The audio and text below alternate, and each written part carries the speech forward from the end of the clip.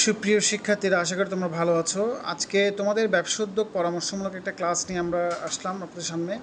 আপনাদের আগামী মাস থেকে আপনাদের অনেকের ফার্স্ট টার্ম পরীক্ষা, অনেকের প্রি টেস্ট পরীক্ষা বা সামথিং লাইক দ্যাট ষান্মাসিক পরীক্ষা শুরু হচ্ছে।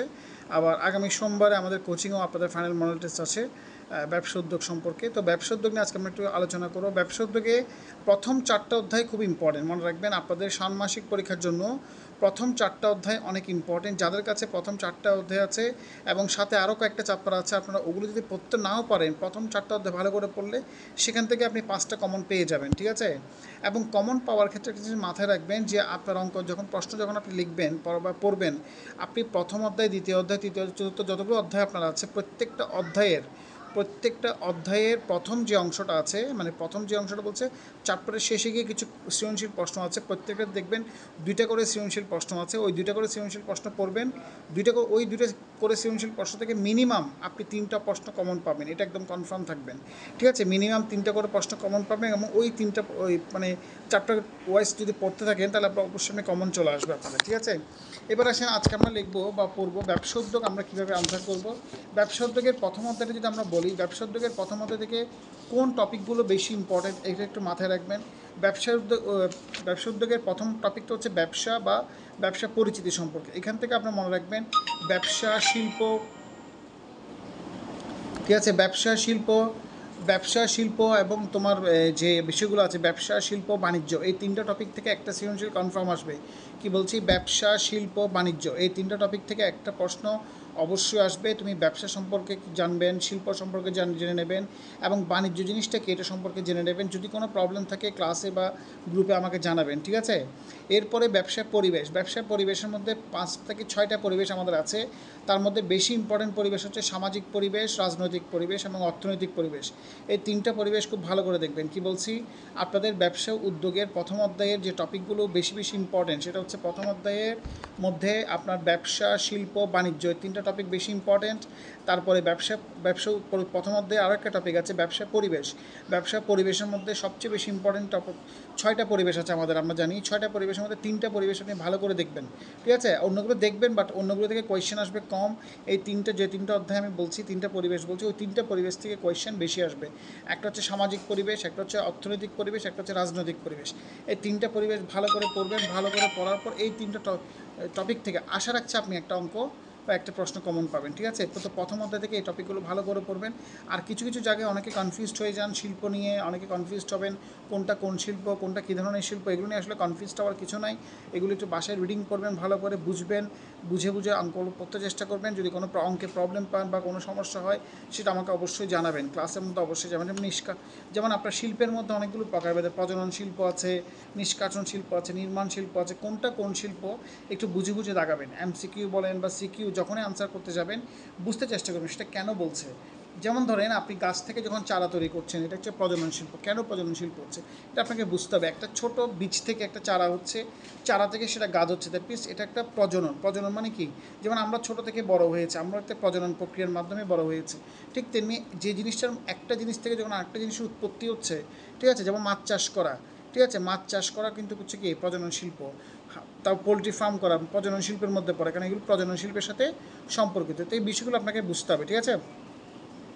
হাঁস মুরগি পালন করা, হাঁস মুরগি বিক্রি করা, এগুলো হচ্ছে প্রজনন শিল্প। আবার নিষ্কাশন শিল্প কোনটা, যখন আপনি মাটির নিচে থেকে বা ধরেন কোনো একটা খনি থেকে কোনো কিছু তুলবেন তখন সেটাকে বলা হচ্ছে নিষ্কাশন শিল্প। তাহলে এই বিষয়গুলো একটু বুঝে পড়লে আশা করি এই টপিক যেগুলো আমি বলেছি এগুলোর বাইরে আপনি কোনো টপিক পাবেন না, ঠিক আছে। এরপর আপনাদের আসবে দ্বিতীয় অধ্যায় আপনাদের চ্যাপ্টারের টপিক হচ্ছে ব্যবসা উদ্যোগ ও উদ্যোক্তা। তো উদ্যোক্তা বলতে কী বুঝি শুনেন, মনে রাখবেন উদ্যোগ আর ব্যবসা উদ্যোগ এক জিনিস নয়। আপনারা অনেকে কনফিউজড হয়ে যান। উদ্যোগ মানে যে কোনো উদ্যোগ গ্রহণ করা, যে কোনো কিছু করার জন্য এগিয়ে যাওয়াকে উদ্যোগ বলে, কিন্তু যখন আপনি সেই উদ্যোগটা ব্যবসার জন্য করবেন তখন সেটা হচ্ছে ব্যবসা উদ্যোগ। সুতরাং সব উদ্যোগ ব্যবসা উদ্যোগ নয়, ঠিক আছে। ব্যবসা উদ্যোগে যখন ব্যবসা করবেন, সাপোজ ধরেন আপনার এলাকায় কোনো গাছপালার খুব অভাব, আপনি নিজ উদ্যোগে চেষ্টা করে কী করলেন বা আপনাদের এলাকায় 10টা গাছ লাগালেন, এটা হচ্ছে একটা উদ্যোগ। কিন্তু এটাকে ব্যবসা উদ্যোগ হবে, এখানে তো ব্যবসার সাথে কোনো সম্পর্ক আপনার নেই। কিন্তু যখন আপনি বিজনেস পারপাসে কোনো কিছু করবেন, ধরুন আপনাদের এলাকায় একটা ফার্মেসি নেই, আপনি একটা ফার্মেসি স্থাপন করেছেন। আপনাদের এলাকায় একটা ফটোকপির দোকানে আপনি একটা ফটোকপির দোকান স্থাপন করেছেন, এটা হচ্ছে ব্যবসা উদ্যোগ। আমি কি বুঝতে পেরেছি বিষয়টা? তো সুতরাং মাথায় রাখবেন যে কোনটা উদ্যোগ, কোনটা ব্যবসা উদ্যোগ। উদ্যোগ আর ব্যবসা উদ্যোগ সেম জিনিস না। আপনাকে যদি কেউ কোয়েশ্চেন করে উদ্যোগ কাকে বলে, আপনি বলবেন কোনো কিছু করার জন্য, কোনো একটি মানে ভালো কাজ করার জন্য এগিয়ে যাওয়াকে উদ্যোগ বলে। আর যখন কোনো একটি উদ্যোগ ব্যবসার জন্য করা হয় বা মুনাফা অর্জনের জন্য করা হয়, তখন সেটা হচ্ছে ব্যবসা উদ্যোগ। ব্যবসা উদ্যোগ থেকে বেশি ইম্পর্ট্যান্ট টপিক হচ্ছে ব্যবসা উদ্যোক্তার গুণাবলী আর উদ্যোক্তার গুরুত্ব। মানে বাংলাদেশের বা যে কোনো একটি দেশের যে কোনো একটি দেশের অর্থনৈতিক উন্নয়নের জন্য ব্যবসা উদ্যোগের গুরুত্ব কতটুকু আছে। যে কোনো একটি দেশের অর্থনৈতিক উন্নয়নের জন্য ব্যবসা উদ্যোক্তা বা ব্যবসা উদ্যোগের গুরুত্ব কী, এটা খুব ইম্পর্টেন্ট টপিক। আরেকটা টপিক আপনি শিখবেন ব্যবসা উদ্যোক্তার গুণাবলী। উদ্যোক্তার গুণাবলী কোনগুলো বলে, এগুলো আপনি বাসায় পড়লে পারবেন, ঠিক আছে। আমি আপনাকে ছোট্ট একটা উদাহরণ বলি। সাপোজ ধরেন আমি একটা প্রশ্ন দিয়েছিলাম আপনাদেরকে, জনাব ফারুক একটা ওয়ার্কশপে কাজ করে। ওয়ার্কশপে কাজ করার পাশাপাশি উনি কাজ শিখতে শিখতে একটা পর 10 বছর কাজ শেখার পরে উনি নিজে একটা ওয়ার্কশপ দিয়েছিল। এরপর উনার এখন একটার জায়গায় 3টা ওয়ার্কশপ হয়েছে এবং সেই 3টা ওয়ার্কশপে বর্তমানে 30 জন কর্মী কাজ করে। এই যে 30 জন কর্মী কাজ করছে, ঠিক আছে, এখন 30 জন কর্মী কাজ করার কারণে ওনার প্রতিষ্ঠানে কী হয়েছে, এখন কর্মসংস্থানের সৃষ্টি হচ্ছে। তো এখন যদি তোমাকে প্রশ্ন করে জনাব ফারুক বাংলাদেশে আর্থসামাজিক উন্নয়নে কী অবদান রাখছে, অবশ্যই অবদান রাখছে। উনি যে ব্যবসা করছে, ব্যবসা থেকে যে প্রফিটটা হচ্ছে, প্রফিটটা দেশের অর্থনীতিতে প্রবেশ করছে। পাশাপাশি উনার প্রতিষ্ঠানে যে 40 জন 50 জন ব্যক্তি কাজ করছে, ওই ব্যক্তিরও তাদের কর্মসংস্থান সৃষ্টি করতে পারছে, পাশাপাশি তাদের জীবিকা নির্বাহ করতে পারছে। সুতরাং আমরা বলতে পারি একজন ব্যক্তি যখন কোনো একটা ব্যবসা উদ্যোগ করে, তখন উনার অর্থনৈতিক উন্নয়নের পাশাপাশি দেশের অর্থনৈতিক উন্নয়নেও গুরুত্বপূর্ণ ভূমিকা রাখে, ঠিক আছে। এটা একটা টপিকটা মাথায় রাখবেন। আচ্ছা, তৃতীয় অধ্যায়টা মনে হয় এতে নাই, সিটি কর্পোরেশন স্কুলে নাই, বাট অন্যান্য স্কুলে আছে। তৃতীয় অধ্যায়টা হচ্ছে আত্মকর্মসংস্থান। আত্মকর্মসংস্থানের মধ্যেও এখান থেকে খুব ইম্পর্টেন্ট কিছু টপিক আছে। সেটা হচ্ছে বাংলাদেশে আর্থসামাজিক উন্নয়নে আত্মকর্মসংস্থানের গুরুত্ব লেখো, আত্মকর্মসংস্থানের কয়েকটি ক্ষেত্র লেখো। কথাটা বুঝবেন, কী বলছি, বাংলাদেশের অর্থনৈতিক উন্নয়নে আত্মকর্মসংস্থানের গুরুত্ব লেখো, অথবা আত্মকর্মসংস্থানের কয়েকটি ক্ষেত্র লেখো, ঠিক আছে, বা বাংলাদেশে আত্মকর্মসংস্থানের সমস্যা ও তার সমাধানের উপায় লেখো। আত্মকর্মসংস্থান বলতে বেসিক্যালি আসলে কী বোঝায়, ঠিক আছে। আত্মকর্মসংস্থান বলতে বোঝায় যখন আপনার প্রতিষ্ঠানে আপনার দেশে যখন কোনো ব্যক্তি তার নিজ উদ্যোগে কোনো একটা কাজ করবে, ধরেন ছোটোখাটো কোনো কাজ করলো, ধরেন সাপোজ ধরেন আপনি পেন্টিং ভালো পারেন, আপনি পেন্টিং তৈরি করে বাজারে বিক্রি করা শুরু করলেন, এটা একটা আত্মকর্মসংস্থান হতে পারে, ঠিক আছে। অর্থাৎ অন্যের চাকরির উপর নির্ভর না করে যখন নিজের কর্মসংস্থান সৃষ্টি করে, তখন সেটাকে কর্মসংস্থান বলে। সেটা হতে পারে আপনার কোনো মেধা আছে, কোনো একটা প্রতিভা আছে, কোনো একটা ক্ষেত্রে আপনি সেটাকে কাজে লাগিয়ে আপনি অর্থ উপার্জন করতে পারেন। কিংবা ধরেন আপনি আপনার প্রয়োজনীয়তা বা আপনার যে একটা মেধা আছে বা যে রিসোর্স আপনাকে সম্পদ আছে, ধরুন আপনার এলাকা, আপনার বাড়িতে আপনার প্রচুর কী আছে, পুকুর আছে, ধানি জমি আছে, খালি জমি পড়ে আছে, আপনি সেই জমিতে চাষ করতে পারেন, আপনি পুকুরে মাছ চাষ করতে পারেন, পোলট্রি ফার্ম করতে পারেন। এগুলো করে আপনি আপনার কর্মসংস্থান তৈরি করতে পারেন। পাশাপাশি আপনি একজনের পাশাপাশি অন্যজনের আপনি কী করতে পারবেন, কর্মসংস্থানের সুযোগ সৃষ্টি করতে পারবেন। এই জন্য বলা হচ্ছে আত্মকর্মসংস্থানের গুরুত্ব যে কোনো ব্যবসায়ের জন্য, যে কোনো দেশের জন্য খুব গুরুত্বপূর্ণ। কারণ বাংলাদেশে যদি একটা দেশে যদি সবাই চাকরির জন্য ছোটাছুটি করে, তাহলে আপনার এই যে উদ্যোগমূলক কাজগুলো, আত্মকর্মসংস্থানমূলক কাজগুলো কে করবে? কারণ সবাই যদি চাকরি করে তাহলে ব্যবসাটা করবে কি? আর ব্যবসা না করলে চাকরি কখনোই সৃষ্টি হবে না। কারণ যত বেশি ব্যবসা প্রতিষ্ঠান গড়ে উঠবে, যত বেশি আত্মকর্মসংস্থানমূলক কাজ হবে, তত বেশি নতুন নতুন কর্মসংস্থানের সৃষ্টি হবে। আর কর্মসংস্থান সৃষ্টি হলে বেকারত্বের পরিমাণ হ্রাস পাবে, আর বেকারত্ব হ্রাস পালে দেশের ইকোনমি গ্রো করবে। কারণ আমাদের দেশে, একটা দেশে যদি অধিকাংশ মানুষ বেকার থাকে, তাহলে ওই দেশের মানুষটা কী হবে, মানুষের বেকারের সংখ্যা যদি বেড়ে যায়, তখন কী হবে, দেশের ইকোনমিক্যাল আউটপুটটা কম আসবে। ইকোনমিক্যাল আউটপুট যদি কম আসে, তখন দেশের ইকোনমিক্যাল প্রোগ্রেসটা কখনোই হবে না। অর্থাৎ আপনি যখনই কী করবেন, এ ধরনের ক্ষেত্রে যখন কোনো ব্যক্তিকে আপনি একটা দেশের মানুষকে সবাইকে যদি কর্মসংস্থানের মধ্যে আনতে চান, অবশ্যই আপনাকে আত্মকর্মসংস্থানটাকে কী করতে হবে, উৎসাহিত করতে হবে।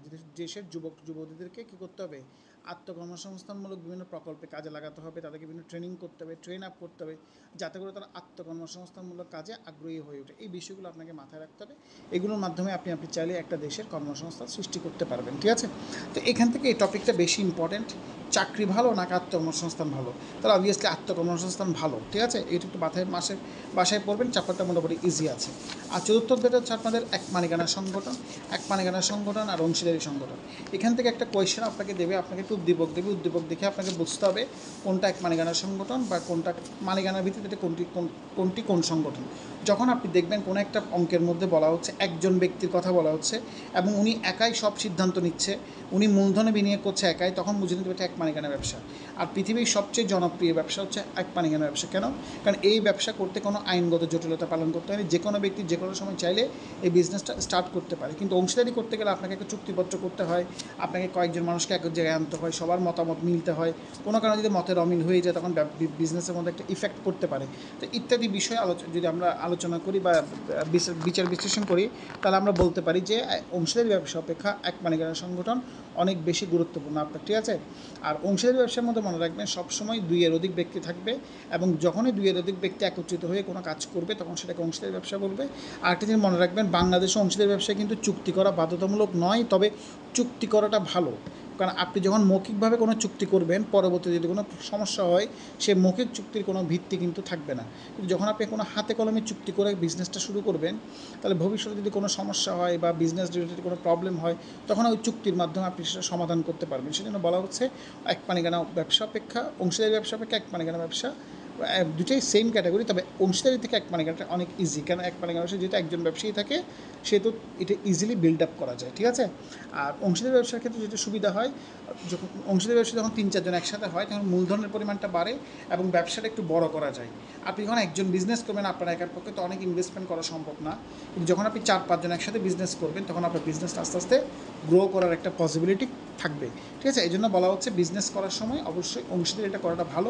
তবে অংশীদারি ব্যবসা করলে অবশ্যই কী করতে হবে, চুক্তিপত্র করে নিতে হবে। চুক্তিপত্র ছাড়া কোনো অংশীদারি ব্যবসা করা উচিত হবে না। চুক্তিপত্র বলতে কী বোঝায়, যখন 2 জন বা 2 এর অধিক ব্যক্তি একত্রিত হয়ে কোনো বিজনেস করবে তখন তাদের মধ্যে কিছু চুক্তি, কিছু শর্ত ইত্যাদি থাকে। ঠিক আছে, ওই বিষয়গুলো পূর্বে থেকে সেই বিষয়গুলো নিয়ে আলোচনা করে সেই বিষয়গুলোকে সমাধান করা এবং সেগুলোকে একটা চুক্তিপত্রের মাধ্যমে লিখে রাখাটা ভালো। এতে করে হবে কি, ভবিষ্যতে যদি কোনো আইনানুগ সমস্যা হয় বা কোনো ধরনের অর্থ সংক্রান্ত বিষয় নিয়ে কোনো মনোমালিন্যের সৃষ্টি হয় তখন আপনি সেই চুক্তিপত্রের মাধ্যমে বিষয়টাকে সমাধান করতে পারবেন। ঠিক আছে, তো সুতরাং আপনাকে যদি কেউ কোয়েশ্চেন করে প্রশ্নের মধ্যে যখন দেখবেন আপনি 2 জন থেকে 20 জন ব্যক্তির মধ্যে ব্যবসা প্রতিষ্ঠানটা রয়েছে তখন মনে করবেন সেটা অংশীদারি ব্যবসা। তবে 20 জনের বেশি চলে গেলে তখন সেটা হইবে যৌথ মূলধনী কোম্পানি। আর সমবায় সমিতি কখন হবে? সমবায় সমিতি হচ্ছে যখন একের অধিক একই সমজাতীয় ব্যক্তি, ধরেন অনেকগুলো কৃষক একসাথে একটা ব্যবসা গঠন করলো বা একটা দল গঠন করলো, তখন সেটা হচ্ছে সমবায় সংগঠন। ঠিক আছে, ধরেন একটা দেশে অনেকগুলো চাষি আছে, চাষিরা সবাই মিলে একটা দল গঠন করলো, একটা সংগঠন গঠন করলো, তখন সেটা হচ্ছে সমবায় সংগঠন। অর্থাৎ একই শ্রেণীভুক্ত বা একই পেশাভুক্ত অনেকজন ব্যক্তি একত্রিত হয়ে যখন কোনো ব্যবসা সংগঠন গড়ে তোলে তখন সেটাকে বলা হয় সমবায় সংগঠন। সমবায় সংগঠনের গুরুত্ব রয়েছে। আর লাস্ট ওয়ানটা হচ্ছে রাষ্ট্রীয় ব্যবসা। রাষ্ট্রীয় ব্যবসা হচ্ছে কোনটা, যে সকল প্রতিষ্ঠান বা সংস্থা দেশের জনগণের কল্যাণের জন্য প্রতিষ্ঠা করা হয়, মুনাফা অর্জনের জন্য নয়, সেই প্রতিষ্ঠানগুলোকে বলা হয় রাষ্ট্রীয় সংগঠন বা রাষ্ট্রীয় ব্যবসা। যেমন ধরেন ওয়াসা, পিডিবি বিদ্যুৎ অফিস, আমাদের পানি যেখান থেকে দেওয়া হয় ওয়াসা, তারপর Karnaphuli gas distribution limited, Titas gas distribution limited, এদের কাজ হচ্ছে আমাদেরকে সেবা দেওয়া। এরা আমাদেরকে কী করছে, সেবা দিচ্ছে, বিনিময়ে আমাদের থেকে টাকা নিচ্ছে। কথাটা বুঝতে পেরেছি স্যার? একটু কিন্তু বাসায় একটু পড়বেন। আর পঞ্চমতে যেটা আছে, পঞ্চমতেটা হচ্ছে আপনাদের অনেকের কাছে আছে অনেকের কাছে নাই। পঞ্চমতের ব্যবসা আইনগত থেকে রিসেন্টলি আমরা ক্লাসে পড়িয়েছি, সেখানের মধ্যে ছিল কপিরাইট, ছিল ফ্র্যাঞ্চাইজি, ছিল আমি একটা ছোটো করে বলি লাইসেন্স। প্রথম টপিকটা ছিল লাইসেন্স মানে কি, যখনই আপনি কোনো বিজনেস করতে চাইবেন আপনাকে অবশ্যই সেটা যে আপনি যে এলাকায় থাকেন না কেন, বাংলাদেশ হোক পৃথিবীর যে কোনো দেশ হোক, আপনাকে অবশ্যই ট্রেড লাইসেন্স নিতে হবে। মানে আপনি যে ব্যবসা করবেন এটা একটা অনুমতিপত্র সরকার থেকে নিতে হয়, এটাকে বলে ট্রেড লাইসেন্স। ঠিক আছে, এটা এক মালিকানা সংগঠন হোক বা যে সংগঠন হবে আপনাকে অবশ্যই একটা লাইসেন্স গ্রহণ করতে হবে। ঠিক আছে, লাইসেন্সের পরে আসবে আপনার পণ্যটার অনুমোদন নেওয়া।